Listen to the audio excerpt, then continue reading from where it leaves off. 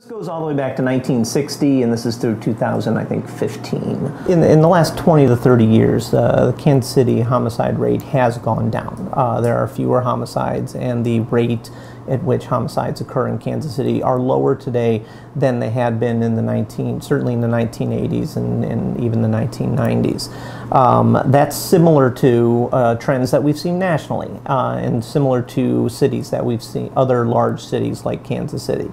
However, Kansas City's homicide rate does not appear to be declining as sharply as a lot of other cities, and certainly not what we've seen nationally. There are homicides that are absolutely people in the wrong place at the wrong time, but I would argue that's not the norm. That's not the majority. You know, there's an adage that I had heard in the past, and I tend to agree with it, is that there's a lot of circumstances when today's suspect ends up being tomorrow's victim. Because there's a large part of the homicide phenomena that we see is retaliatory violence in nature. That's not victim blaming. I'm not blaming the victim, but if crime is a function of opportunity, you need three things in order to have, you know, a criminal event. You need to have a motivated offender, you need to have a suitable target, and you have to have a lack of capable guardianship. And when those three things come together, the likelihood of crime just increases.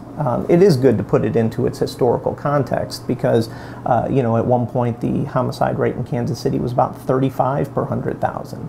Now it's at about 20. Which is dramatically different, but still much higher than what we see in, you know, comparing national rates.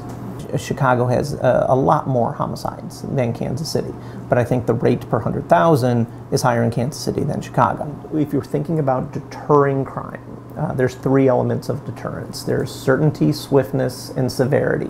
We've got the severity down. We just changed the law. We changed the punishment associated with it. Swiftness is kind of difficult because, you know, we do have due process in the court system, but it's that certainty that I think matters the most. And this is what the research has bared out elsewhere. If people do not reasonably feel that they're going to be held accountable for an action, it doesn't matter how severe the punishment really is. So if there's a 5% chance in Chicago that if I shoot someone I'm going to get caught, it doesn't matter what the punishment is because I got a 1 in 20 chance of actually experiencing that. So when it comes to crime prevention strategies that are deterrent oriented, you know, the best bang for your buck is increasing certainty, not increasing severity. Over time, the homicide rate in Kansas City has declined.